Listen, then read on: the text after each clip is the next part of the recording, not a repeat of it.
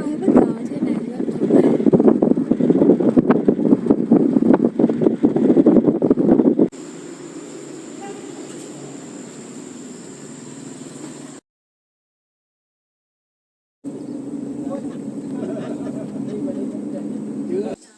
Thôi đi vào xem tí nhỉ.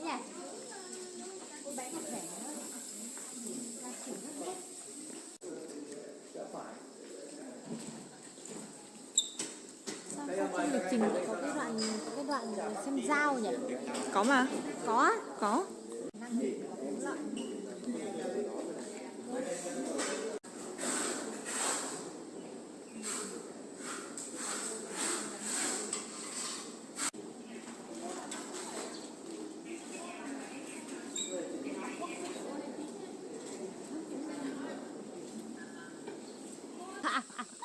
Không.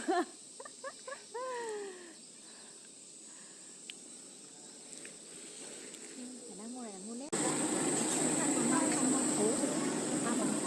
Áo quảng quảng.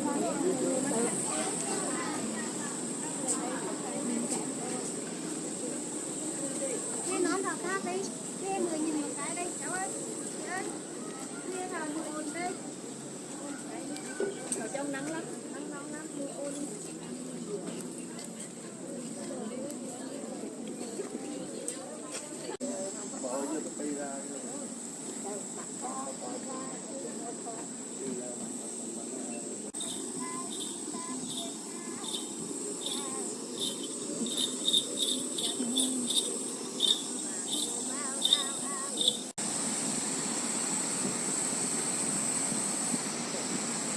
Ở đây mày sắp phải hơi nước không?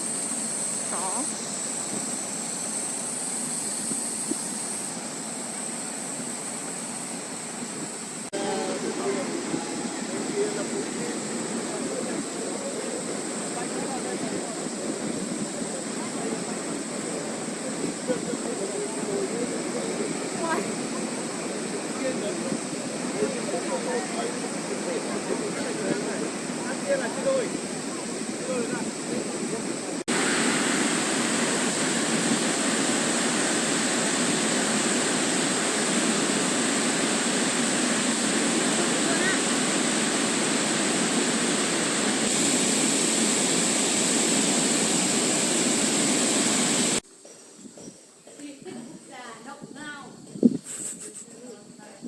Đồng thủy. À chút. Hơi đá kìa, hơi đá ra hút gió mà. Đây là con thằng hàng của đạo vui. Hello, how are you?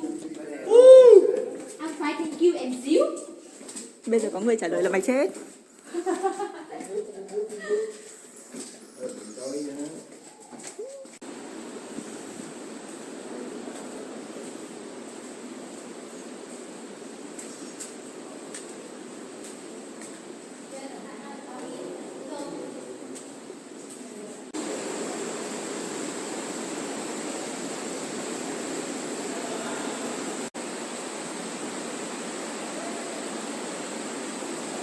Cái gì thế này?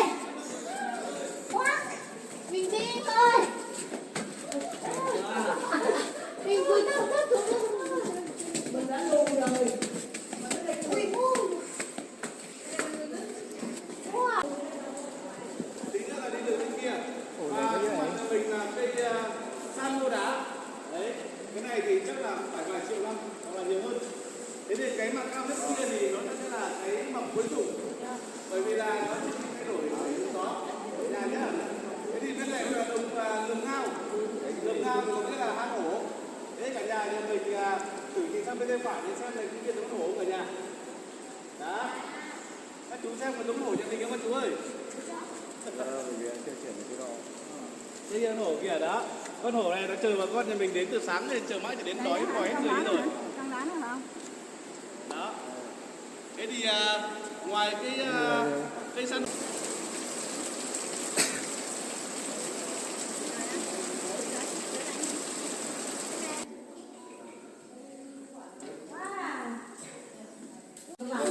nó cho quả đo khí đúng không? Chỉ cần điều chi đấy.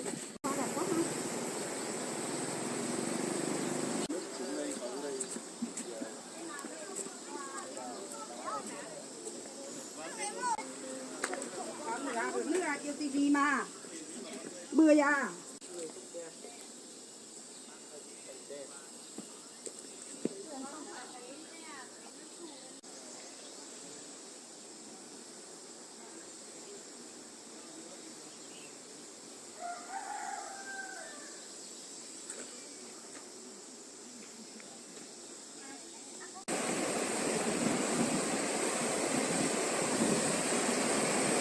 Bây giờ chúng mình sẽ ăn thạch.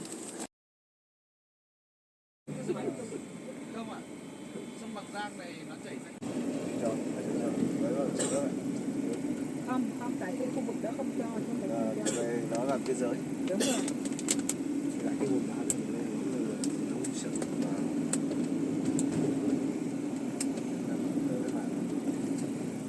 Cao sống ở quanh vùng đấy. Các bạn Việt Nam này, bạn Việt Nam ra vào sâu lắm, bắt cái hồ đấy đây, bạn Việt Nam. Nếu người Tây họ hay đi cái hồ này, nó khỏe lắm. Thế còn cháu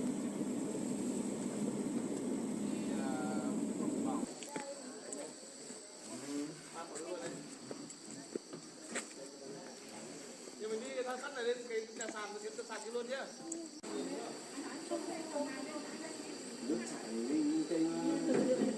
nước chảy linh tinh.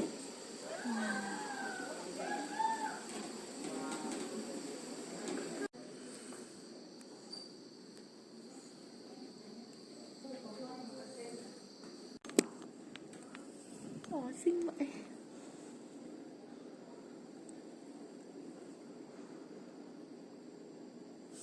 Vâng, cháu đại cô đủ cháu đại nước mang bia. Dạ.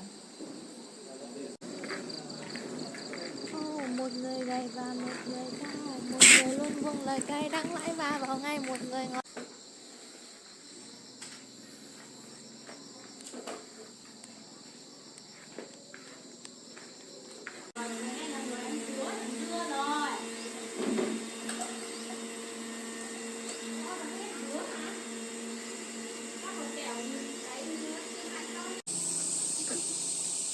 Bọn mình đang đi ra hồ Ba Bể. À y a, mình hướng hết đường xa. Hòa thêm câu ca có mấy từ từ xa nhà. Hôm nay video của mình đã có thêm tiếng, đã có thêm nhạc nền. Hát tiếp Người đi. ở đâu? Chưa hỏi chứ người ở đâu? Đường dài thăm bao lưng xin nhắc lại Đẹp một chưa? câu. Hát sai lời đừng để ý nha. Không, mọi người đang mải nhìn cảnh. Hiểu quá theo lối sống.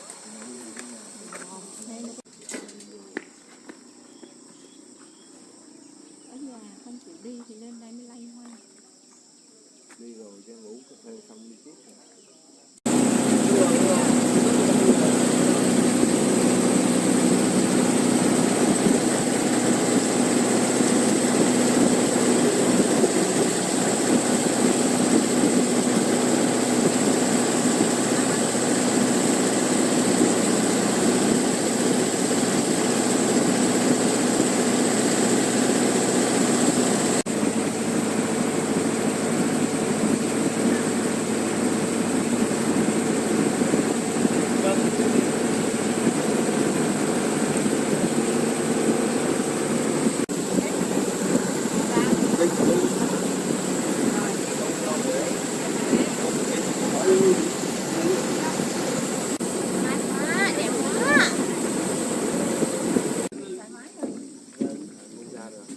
Cái cặp đó có lên đặt là Tiên không?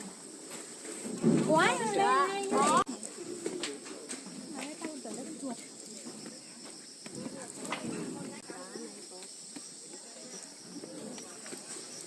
ráng, đặt ráng.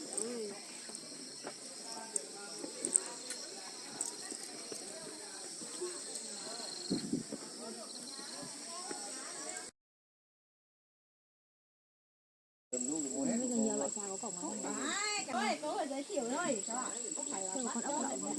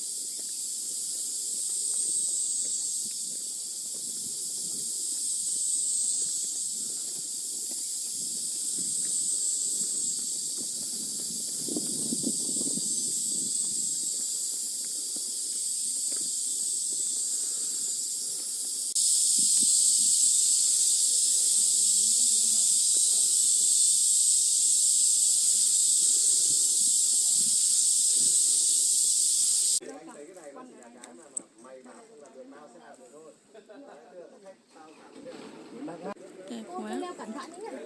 Cô chú leo cẩn thận đấy. Ở và Mỹ Đình có sóng đi xe hoành tráng Nó bán vé trong vòng có mấy phút mà. hết sạch mà tụi cháu phải đi gọi là mua vé ngoài có sẵn sàng người ta bỏ 15 thì 6 triệu đi xe Và đứng xem nữa. Cảnh cũng mặn mực đây.